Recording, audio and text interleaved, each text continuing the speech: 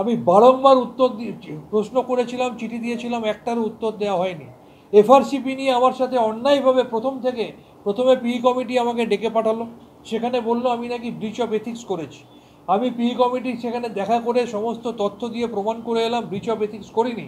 তারপরে আমাকে একটা শোকজ লেটার দেওয়া হলো, একটা চার্জশিট দেওয়া হলো, সেই চার্জশিটে পাল্টে গেল। আমার পিই কমিটিতে ডাকা হলো বেঙ্গল মেডিকেল অ্যাক্ট অনুযায়ী, সেখানে বললো ব্রিচ অফ এথিক্স, আমি সেখানে উত্তর দিলাম।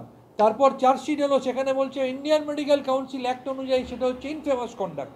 সেখানেও 21 দিনের বদলে আমি খুব অল্প দিনের মধ্যেও তথ্য সম্মিলিত সমস্ত উত্তর দিয়ে বুঝিয়ে দিলাম যে এটা ইনফেমাস কন্ডাক্ট নয়।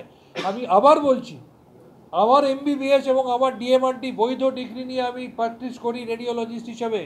অ্যাডিশনাল যে কোনো সাম্মানিক কেউ যদি পিএইচডি করে, সেই পিএইচডিটা মেডিকেল কাউন্সিলে রেজিস্টার্ড হয় না, অথচ তিনি লিখতে পারেন